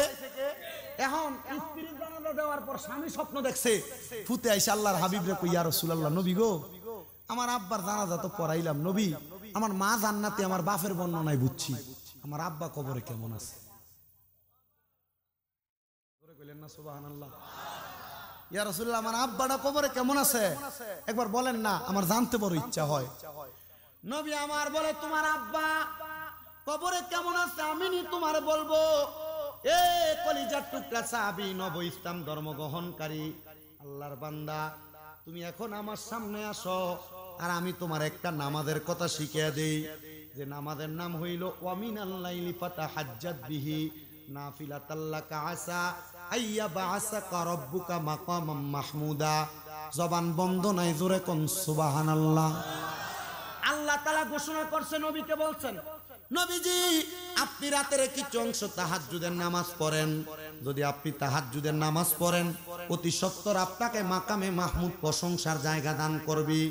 এই আয়াত যখন আমার নবীর উপর নাজিল হইছে, আমার নবীজি আল্লাহর কাছে চোখের পানি ফালায়া ফালায়া কান্দে, ডাক দিয়া কয়, মাবুদ আমারে না তাহাজ্জুদ নামাজ পড়লে আপনি আমারে মাকামে মাহমুদ দান করবেন। ও আল্লাহ, আমার উম্মত যদি আমি নবী দুনিয়া থেকে যাওয়ার পরে তাহাজ্জুদের নামাজ পড়ে, আপনি আমার উম্মতের কি দান করবেন? আল্লাহ কয়, বন্ধু আপনার উম্মতদেরকে জানাইয়া দেন, আপনার উম্মত যদি তাহাজ্জুদের নামাজ পড়া আমি আল্লাহর কাছে কোনো কিছু চাই, আমি আল্লাহ আপনার উম্মতের ফিরিয়ে দিতাম না। এ আমার অষ্টগ্রামের যুবকেরা, তোমার কাছে আমার আবদার, তুমি ব্যবসা করো বরকত হয় না, বিদেশ যাওয়ার চেষ্টা করো যাইতে পারো না, আমি তোমার কাছে কাছে বলবো 5 ওয়াক্ত নামাজের পাশাপাশি তাহাজ্জুদের নামাজটা তুমি পড়বা ফজরের নামাজের আগে। পর্দার আড়ালে অনেক মা বোনেরা বইসা রইছেন গো মা, আপনার গর্ভের মধ্যে সন্তান হয় না, আপনার রোগ বালা মুসিবত মাফ হয় না, আপনার ছেলে বিদেশে কামাই রুজি কইরা বরকত হয় না। মা গো, ফজরের নামাজের আগে উইটা তাহাজ্জুদ নামাজ পড়বেন 2 রাকাত কইরা 4 রাকাত 3 4 12 রাকাত নামাজ পড়বেন। প্রথম রাকাতে সূরা ফাতিহা, দ্বিতীয় রাকাতে সূরা ফাতিহার সাথে একটা সূরা মিলাইয়া, দ্বিতীয় রাকাতে সূরা ফাতিহার সাথে 3 বার সূরা ইখলাস করে তাহাজ্জুদ নামাজটা পড়বেন। দেখবেন গো মা, আপনার সংসারে অভাব হবে না, বরকতের অভাব হবে না। অনেক বয়স্ক বাবারা আছেন, রাত্রবেলা ঘুমটা বালা মতো হয় না, রাত্র 2:30 3টার দিকে ঘুম ভাঙা যায়, আর চোখ লাগে না। আমি বলবো সময়টা এমনি অস্টিজ না কইরা, সময়টা এমনি বরবাদ না কইরা রাত্রবেলা উদুটা বানাইয়া তাহাজ্জুদের নামাজটা পড়বেন। জীবনে কত গুনাহ করছেন আর আল্লাহর কাছে কানবেন, আল্লাহ আমার গুনাহটি মাফ করো। আল্লাহর নবী কই উম্মত, এই তাহাজ্জুদ নামাজ যদি আমার উম্মতের লেগে কষ্ট না হইতো, 5 ওয়াক্ত নামাজের লগে আমার উম্মতের তাহাজ্জুদ নামাজটা ফরজ কইরা দিতাম। নবী গো কেন? আমার নবী কয় ফরজ নামাজের পরে এই তাহাজ্জুদ নামাজটার বরকত এত বেশি। আমার নবী কয় সাহাবী, তুমি যদি তোমার মা বাবা কবরে কেমন আছে যদি জানতে চাও, তাইলে তুমি তাহাজ্জুদের নামাজটা পড়ো। ডাক দিয়া কই ইয়া রাসূলুল্লাহ, কখন পড়বো, কোন সময় পড়বো? বলে মদিনা শরীফের ভিতরে ফজরের নামাজের আযানের আগে একটা আযান হয় না, আযানটার নাম তাহাজ্জুদের আযান। আমি যখন মক্কা মদিনা গেছি, আমি ফজরের নামাজের ওয়াক্ত জানি 3:38 ফজরের আযান হয়। হঠাৎ করে দেখতেছি 3:21 ফজরের আযানের আগে দিয়ে একটা আযান হইতাছে। আমার সঙ্গে একজন আব্বাজান লন্ডন প্রবাসী, আমি দিয়ে গেলাম আব্বা আযানটা কি এর কইরা তাহাজ্জুদের আযান। বন্ধুরে, দুনিয়ার বাংলাদেশের মসজিদের ভিতরে 5 ওয়াক্ত নামাজের আযান হয়, কিন্তু মক্কার মদিনার ভিতরে 6 ওয়াক্ত নামাজের আযান হয়। এটার কারণ হইল মক্কা এবং মদিনায় তাহাজ্জুদ নামাজের আযান হয়, তাহাজ্জুদ নামাজ আদায় হয়। কারণ এই জন্য মক্কা মদিনার মধ্যে অশেষ পরিমাণ বরকত, অনেক পরিমাণ রহমত। আল্লাহর নবী কয় জগতের মানুষ, মক্কা মদিনায় এমন বরকত, এমন বরকত, কিয়ামতের আগে মদিনা শরীফের পাশে 7 কিলোমিটার লম্বা একটা পাহাড় আছে, যে পাহাড়টার নাম উহুদ পাহাড়। মানুষ ইবাদত করার কারণে আমার আল্লাহ তাআলা কিয়ামতের আগে উহুদ পাহাড়টারে স্বর্ণ বানিয়ে দিব। 7 কিলোমিটার লম্বা পাহাড় স্বর্ণ বানাইবো, কি চিন্তা করছে? এটা আমার নবীজি দোয়া কইরা দিয়ে আসছে। কিন্তু ওইটা যখন হইব, কিয়ামত বড় কাছাকাছি চলে আসবো। মুসলমান, যদি আল্লাহর কাছ থেকে অসংখ্য নিয়ামত, অসংখ্য সম্পদ পাইতে চাও, অনেকে পড়ালেখা করে ব্রেইনের মধ্যে পড়া থাকে না, আমি বলবো তাহাজ্জুদের নামাজ পড়বা। আপনাদের দোয়ার বরকতে কুমিল্লাতে আমার 6টা মাদ্রাসার ভিতরে সবগুলা মাদ্রাসায় ফজরের নামাজের আগে আমার ছোট ছোট বাচ্চারা তাহাজ্জুদ নামাজ পড়ে, সমস্ত দেশবাসীর জন্য দোয়া করে। আমি একদিন আমার ছাত্ররারে বলছি, আব্বা পড়ালেখা যা করো আর না করো, তাহাজ্জুদের নামাজটা পড়া কখনো ছাড়বা না। দেখবা যদি এই নামাজটা পড়ো, আমার আল্লাহ তাআলা তোমাদেরকে কোনোদিন অভাব অনটনের মধ্যে রাখবে না।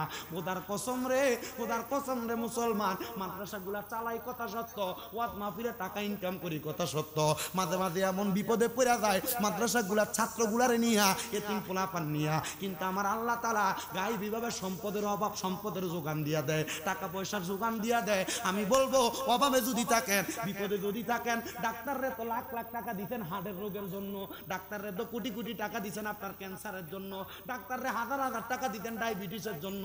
আমি বলবো এখন থেকে তাহাজ্জুদের নামাজটা মনোযোগ দিয়া পড়বেন। দেখবেন রে বাবা, আমার পুরা ওয়াজ দিয়ে আপনার হেদায়েত হন আর না হন, এই তাহাজ্জুদের নামাজটা যদি এই এলাকার মানুষগুলা ধরতে পারে। অনেকে চিন্তা করে হুজুর ফজরের নামাজ পড়ি না, যোহরের নামাজ পড়ি না, আসরের নামাজ পড়ি না, মাগরিবের নামাজ, এশারের নামাজ, কোনো নামাজই তো পড়ি না, তাহাজ্জুদের নামাজ কেমনে পড়বো? আমি বলবো বাবা, বেশি দিন লাগবে না, মাত্র 3 মাস সময় দিলাম, বিদেশ যাইতে পারো না, কাজকর্ম হয় না, রোগ বালা মুসিবত মাফ হয় না, এখন থেকে ফজরের নামাজের আগে ওইটা তাহাজ্জুদের নামাজটা পড়বা, দেখবা আমার আল্লাহ তাআলা অসংখ্য বরকত তোমারে দিছে। ওই ইহুদি ছেলেটা মুসলমান হওয়ার পরে নবীরে কই, ইয়া রাসূলুল্লাহ তাহাজ্জুদ নামাজ পড়লে আমি আমার মা কেমন আছে দেখতাম, বাবা কেমন আছে দেখতাম। ওই ছেলেটা ডাক দিয়ে কই, নবী গো আপনি বলেন না। আমার নবী কই, কইরা দেখো না, আমার আল্লাহর কাছ থেকে কেউ খালি ফিরে না। আমার আল্লাহ যারে দেয় তারে দুনিয়ার সব কিছু দান করে, যারা দেয় না তারে কোনো কিছু দেয় না। আমার আল্লাহ না দিয়েও পরীক্ষা করে, দিয়েও পরীক্ষা করে। যদি গরিব টাকা পয়সা না তাকে টেনশন করো না, আল্লাহর কাছে কইবা, আল্লাহ আমারে গরিব বানাইছেন আলহামদুলিল্লাহ, আমারে সামান্য টাকা ইনকাম করেন আলহামদুলিল্লাহ, আমার বেশি লাগতো না আল্লাহ, আমি দুনিয়ার ধনী হইতাম চাই না, আমারে আপনি আখিরাতের ধনী বানাইয়া দিয়েন। দুনিয়ার ধন সম্পদরা ধনের কারণে জান্নাতে যাবে কিনা গ্যারান্টি নাই, কিন্তু গরিব হইয়া আল্লাহর পথ মতে যদি থাকতে পারো, নবীর পথ মতে থাকতে পারো, তাহলে আখিরাতের ধনী হইবা, কবরে গেলে শান্তি পাইবা। এবার আপনারা বলেন, দুনিয়ার চাইতে আখেরাতের ধনী হওয়াতে লাভ আছে না নাই? মুহাব্বতের আওয়াজে কোন আছে না নাই? মুসলমান ওই ছেলে তাহাজ্জুদ নামাজে দাঁড়াইছে, রহমতের নবী তার দিকে ফিরা ফিরা মুস্কি মুস্কি হাসে। তাহাজ্জুদ নামাজের ভিতরে দাঁড়াইয়া তাহাজ্জুদের নামাজ পড়ছে আর আল্লাহর কাছে দোয়া করে, আল্লাহ রব্বির হামহুমা কামা রব্বায়ানি সগীরা। যারার মা নাই, যারার আব্বা নাই, আমার সাথে পড়েন, রব্বির হামহুমা কামা রব্বায়ানি সগীরা। আরেকবার মোহাব্বতে পড়েন, রব্বির হামহুমা কামা রব্বায়ানি সগীরা। ওই ছেলেটা কয়, জগতের মানুষ রে, তাহাজ্জুদের নামাজ পড়া সাজদার ভিতরে যাইয়া যখন চোখের পানি ফালায়া ফালায়া রব্বির হামহুমা কামা রব্বায়ানি সগীরা বইলা বইলা কাঁদতেছি, আমি স্বপ্ন দেখছি রে, আমার মা আর আমার আব্বা দান জান্নাতের ভিতরে একটা খাবারের থালা নিয়ে বইসা রইছে। আমার মা বাপরে আমি জিগাইলাম, ও মা ও আব্বা গো, আপনারা কোন জায়গায়? আমার মা বাবা উত্তর দেই, জায়গার নাম জান্নাত। সামনে কি খানা? বলে খানাগুলা জান্নাতি খানা। সন্তান তুমি দোয়া করতেছো, আমরা রহমতের নবীর জানাজা পাইছি, রহমতের নবীর দোয়া পাইছি, এই জন্য আমার আল্লাহ তাআলা আমরা মা বাপরে জান্নাত দিয়া দিছে। আমার অষ্টগ্রামের বাবারা, অষ্টগ্রামের যুবক বন্ধুরা, এ পর্দার অন্তরালের মা, আজকের মাহফিলে কে জানি বসছ, ওই ইহুদি ব্যক্তিটার মতো তোমার জগতের মধ্যে মা নাই, ওই ইহুদি ব্যক্তিটার মতো তোমার জগতে বাবা নাই। হে সন্তান, মা বাবা কবরে কেমন আছে জানো না?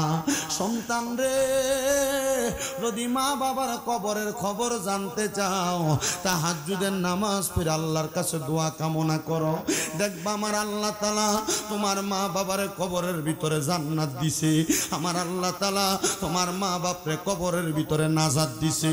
কিন্তু আজকের মাহফিলে অনেক সন্তান বসছে রে, যারা তাদের মা বাবার মনে কষ্ট দিয়া রাখছে। অনেক সন্তান বসছে, তাদের মা, অনেক সন্তান বসছে ভাই ভাই ঝগড়া করে মা বাপরে আলাদা করে দিছে। অনেক সন্তান বসছে, বউয়ের কথা শুই না মা বাপরে আলাদা করে দিছে। জালে জালে ঝগড়া করার কারণে মা এক বেলা এক ঘরে খায়, দুপুর বেলা আরেক ঘরে খায়, রাত্রবেলা আরেক ঘরে খায়। এ সন্তান দে তোর পাও আমার সামনে দে, আমি আমার জিহ্বা দিয়া তোর পাওটা পরিষ্কার কইরা দেই। বুইলা গেছো তোর আব্বা আম্মার কষ্টের কথা, নিজে না খাইয়া তোর আব্বা আম্মা তোরে খাওয়াইছে। আব্বা সিরা লুঙ্গি সিরা জামা কাপড় পরছে, তবু তুই সন্তানরে নতুন জামা কাপড় কিনা দিছে। আজকে তোর বাবা কবরে, তোর কাছে লাখ লাখ টাকা, কিন্তু 1,000 টাকা দিয়ে একটা লুঙ্গি কিনা তুমি তোমার আব্বারে পরাইতে পারো না। সন্তান বুইলা গেছো তোমার মায়ের কষ্টের কথা। ঘরে যদি 3 টুকরা মাছ রান্ত, বাপে বাপের টুকরাটা খাইতো, তুমি তোমার টুকরাটা খাইতা, মা মায়ের মাছের টুকরাটা রাইখা দিত। এ সন্তানে আমারটা রাত্রবেলা খাইব, মাছুলগুলা দিয়া ভাত খাইতো। এখন তোমার ঘরে কত মেহমান খানা খায়, কিন্তু সন্তান রে তোমার মারে তুমি এক লোকমা খানা খাওয়াইতে পারো না। এ সন্তান, যদি এমন মা বাপরে জুদা করে দিয়া থাকো, আজকে মাহফিল থেকে বাড়িতে যাইয়া আম্মা আব্বার পাগুলার মধ্যে দুইরা বলবা, মা আল্লাহর রাস্তে আমারে মাফ কইরা দেন, ও আব্বা আল্লাহর রাস্তে আমারে মাফ কইরা দেন। যতক্ষণ পর্যন্ত তোমার মা বাবা মুখ দিয়া বলছে মাফ কইরা দিছি, ততক্ষণ মা বাপের পাও চাইরো না। বলে হুজুর কেন? আরে আমি শামীম রেজা না, সমস্ত বাংলাদেশের সবচাইতে বড় আলেম রে দিয়া যদি আইনা ওয়াজ করাও আর মা বাপরে বাত না দাও, মা বাবার অবাধ্য হও, মা বাবার কথা না শোনো, তাইলে এমন ওয়াজ দিয়া তোমার কোনো লাভ হবে না। আজকের মাহফিলটা কবুল হবে কি হবে না, এটার গ্যারান্টি কেউ দিতে পারবে না, এটার গ্যারান্টি কেউ দিতে পারবে না, এটার গ্যারান্টি কেউ দিতে পারবে না। মুসলমান ইমানদার, তবে একটা কথা বইলা দিয়া যায়, যদি আগামীকালকে দেখো তোমার মা বাবা তোমার জন্য দোয়া দোয়া করতেছে।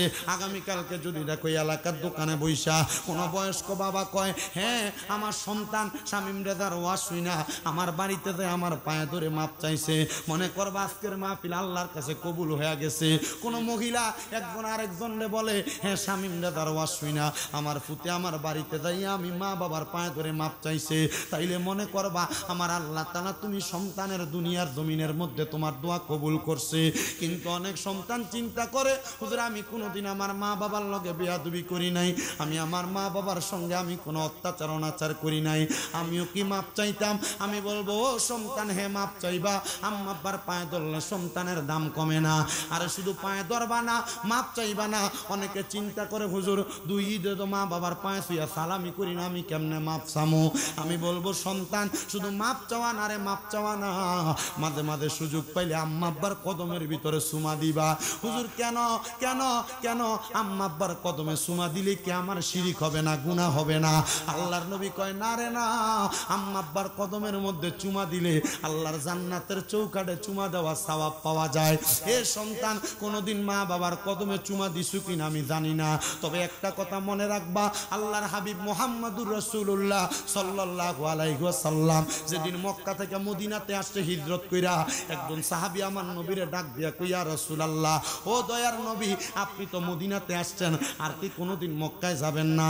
আমার নবী কয়, না আমি ইয়া সাহাবী, হে সাহাবী, অবশ্যই আমি মদিনাতে যে মক্কায় যাব। নবী গো, আপনার কাছে আমার আবদার, আপনি যেদিন মক্কায় যাবেন আপনার সাথে আমারে আপনি মক্কায় নিয়ে যাইয়েন। আমার নবী কয়, ঠিক আছে সাহাবী, নিয়ে যাওয়া হবে। অল্প কিছুদিন পরে আমার নবীজি মক্কার উদ্দেশ্যে রওনা করছে। ওই সাহাবী খবর পাইয়া আমার নবীজির সামনে যে দাঁড়াইছে, দাঁড়ায় কয়, ফিদাকা আবি ওয়া উম্মি ইয়া রাসূলুল্লাহ, আমার মা বাবা আপনার কদমে কোরবান হোক ইয়া রাসূলুল্লাহ। কি গো নবী, আমি কি আপনার সাথে কোনো অন্যায় করেছি? নবী কয়, না রে সাহাবী, নবী গো, আপনার সাথে না আমার ওয়াদা ছিল, আপনি যেদিন মক্কায় যাবেন আপনার সাথে আমারে মক্কায় নিয়ে যাবেন, আপনি যে আমারে ফালায় একা মক্কায় চলে যান। আমার নবী কয়, সাহাবী, আমি খবর পাইলাম বাড়িতে তোমার আম্মা জান অসুস্থ, তুমি তোমার আম্মা জানের খেদমতে লিপ্ত, এই জন্য না আমি তোমারে মক্কায় নিয়ে যাই না। সাহাবী কই, ইয়া রাসূলুল্লাহ, আমার মায়ের চাইতে কি মক্কার দাম বেশি নাকি? আল্লাহর নবী কয়, হ্যাঁ অবশ্যই, শুইনা নাও, রেদার রব্বি ফি রিদাল ওয়ালিদাইন, মায়ের সন্তুষ্টিতে আমার আল্লাহ সন্তুষ্টি হয়। যদি আরে কষ্ট দাও, সাকাতুর রব্বি ফি সাকাতিন ওয়ালিদাইন, মায়ের অসন্তুষ্টিতে আমার আল্লাহ অসন্তুষ্টি হয়ে যায়। সাহাবী কই, ইয়া রাসূলুল্লাহ, আমি নিয়ত করেছিলাম যদি মক্কা বিজয় হয় মক্কার চৌকাঠে দিয়ে চুমা দিমু। আমার নবী কই, মা বেঁচে আছে? বলে হ্যাঁ ইয়া রাসূলুল্লাহ। বলে বাড়িতে যাইয়া ওই আম্মা জানের কদমের মধ্যে চুমা দিবা। নবী গো, আম্মার কদমে চুমা দিলে কি মক্কার চৌকাঠে চুমা দেওয়া হবে? আমার নবী কয়, শুধু মক্কার চৌকাঠ না, আম্মা জানের কদমে চুমা দিলে আল্লাহর জান্নাতের চৌকাঠে চুমা দেওয়া সওয়াব পাওয়া যাইবা। এ সন্তান, কোনদিন মা বাবার পায়ে চুমা দিছো কিনা জানি না, আজকে ওয়াদা করবা এখান থেকে বাড়িতে যাইয়া আম্মা আব্বার কদমে চুমা দিবা, আম্মা আব্বার পায়ে দিয়া সালাম করবা। আমি এলেম দিয়া বক্তা না, আমার এলেম কালাম বেশি নাই, কুমিল্লা আলিয়ায় মাত্র কামেল প্রথম বর্ষে পড়ালেখা করি, কুমিল্লা ইউনিভার্সিটিতে বাংলায় অনার্স ফাইনাল ইয়ারে পড়তেছি, কিন্তু আমি আমার এলেম দিয়া বক্তা না। যখন ক্লাস 7-8 পড়ি, ওয়াদে শুই না, আমার ঘরের বেড়ার ঘরে যাইয়া আমার মা বাপ শোয়া দেখে আমি আমার মা বাপের পায়ে চুমা দিছি। আমার অন্তরে এতটুক বিশ্বাস, আমার আম্মা আব্বার কদমে চুমা দেওয়ার কারণে আল্লাহ তাআলা আমারে দিয়া মাদ্রাসা করায়, ওয়াজ মাহফিলে বক্তৃতা দেওয়ায়, ওয়াজ মাহফিলের মধ্যে সম্মান দেয়। আমার মনে এতটুক বিশ্বাস, আমার দাদা, আমার নানা, আমার আত্মীয় স্বজন, ময় মুরব্বীদের দোয়া, আমার ওস্তাদদের দোয়ার কারণে আল্লাহ তাআলা আমার দেশ বিদেশ ঘুরায়। আর নচেত আমার এলেম কালাম নাই, আমি আমার এলেম দিয়ে ওয়াজ করি না, আমি একমাত্র আমার এই গলাটা দিয়া, মুখটা দিয়া দিয়ে একটা কথা বলি। আমি চেষ্টা করি মানুষগুলাকে হেদায়েতের আলো দেখানোর জন্য। তবে আমার একটা বিশ্বাস, এই কথাগুলো যদি আপনি মাইনা চলেন, দেখবেন আপনার দুনিয়া আখিরাত শান্তি। কিন্তু অনেকে চিন্তা করে, হুজুর যাদের বাড়িতে আব্বা আছে তারা বাড়িতে যাইয়া আব্বার পায়ে ধরে মাপ চাইব, আমার তো আব্বা নাই, আমি কার পায়ে ধরে মাপ চাইব? সন্তান, চিন্তা করবা না, চিন্তা করবা না। আব্বা আম্মা কবরে থাকলে একটু পরে মুনাজাত হবে, আল্লাহর কাছে দোয়া করবা, রব্বির হামহুমা কামা রব্বায়ানি সগীরা, রব্বির হামহুমা কামা রব্বায়ানি সগীরা। নবী আমার কয়, কোন সন্তান যদি মা মারা যাওয়ার পরে বাবা মারা যাওয়ার পরে চোখের মনি কোঠার মধ্যে একটা মাছির মাথা পরিমাণ পানি চাইরা দিয়া কান্না করে। ওই পানিটা মাটিতে পড়ার আগে আমার আল্লাহ তাআলা তার মা বাবার জীবনের গুনাহ মাফ করে দেয়। অনেকে চিন্তা করে হুজুর যাদের বাড়িতে আম্মা আছে তারা বাড়িতে যাইয়া আম্মার পায়ে ধরে মাপ চাইব, আমার তো মা নাই, আমি কার পায়ে ছুঁয়া মাপ চাব? সন্তান চিন্তা কইরো না, আম্মা যদি কবরে থাকে তোমার সন্তানটারে সাথে নিবা, একা যাইবা না, নিজে যখন কবরের ফারে যাইবা লগে যাইতে সন্তানটারে নিয়া যাইবা, নাতিটারে নিয়া যাইবা। যখন তুমি তারে নিতে নিতে অভ্যাস করবা তখন তুমি মারা যাওয়ার পরে তোমার সন্তানও তোমার কবরের পারে যাইব। কবরের পাশে যাইয়া মারে যখন কবরে শোয়াইছ, উত্তর দিকে মাথা দক্ষিণ দিকে পা, মাথাটা কেবলামুখী কইরা দিছ, কেবলাটারে ফিস দিয়া মার মুখের দিকে ফিরা দোয়া করবা রব্বির হামহুমা কামা রব্বায়ানি সগীরা। আল্লাহর নবী কয় প্রত্যেক জুমার দিনে জুমার নামাজের পরবর্তী সময়ে কোনো সন্তান যদি তার মার কবরের পাশে দাঁড়ায়া যায়, আব্বার কবরের পাশে দাঁড়ায়া যায়, রহমতের বৃষ্টি যেমন ভাবে বর্ষণ হয়, আমি আল্লাহর রহমত তেমন ভাবে ওই কবরে বর্ষণ হয়। একটা সমুদ্রের মাঝখানে কোনো মানুষ যদি সাঁতার না জানা মানুষ আটকে যায়, হঠাৎ করে নৌকা দেয়া তার উদ্ধার করলে সে যত খুশি হয়, একটা সন্তান শুক্রবার জুমার নামাজের পরে মা বাবার কবরের পারে গেলে এমন মা বাবা খুশি হয়। এ সন্তান, হে আমার হুসাইনিয়া তরুণ যুব সংগঠনের যুবকেরা, তোমরা অনেকের মা নাই, তোমরা অনেকের বাবা নাই, চিন্তা করবা না, আল্লাহর কাছে শুধু দোয়া করবা আল্লাহ যেন মা বাপরে মাফ করে দেয়। আল্লাহর কাছে দোয়া করবা, ও আল্লাহ দুনিয়ার জমিনের ভিতরে আপনার নবী বলছে আল ফাতেমাতু সাইয়্যিদাতুন নিসাইয়া হালিল জান্নাহ, হযরত মা ফাতেমা হইল জান্নাতের মহিলাদের সরদারিনী। আমার মা কবরে, আমার মা ডারে মা ফাতেমার লগে জান্নাতে দিও। পর্দার অন্তরালে অনেক মা বোনেরা আছেন, ওই আহলে বায়াতের সদস্য মা ফাতেমার সঙ্গে যদি জান্নাতে যাইতে চান, আপনার সন্তানটারে এমন একটা সন্তান বানান যেন আপনি মারা যাওয়ার পরে আপনার সন্তান দোয়া করে। এখানে অনেক বয়স্ক বাবার আছেন, আমার নবী বলেছে হে দুনিয়ার মানুষেরা শুইনা নাও, আল হাসান ওয়াল হুসাইনু সাইয়্যিদা শাবাবি আহলিল জান্নাহ, হাসান হুসাইন হইল জান্নাতের যুবকের সরদার। যদি তুমি তোমার আব্বা আম্মার জন্য দোয়া করো, আল্লাহ আমার আব্বা কবরে, আমার আব্বাটারে হাসান হুসাইনের সঙ্গে জান্নাতে দিবা, আমার আল্লাহ তাআলা আজকের দোয়ার বরকতে তোমার আব্বা আম্মারে জান্নাতে দিব। বলে হুজুর কেন? আহলে বায়াতের দোয়া দিয়া, আহলে বায়াতের ওসিলা দিয়া দোয়া করব।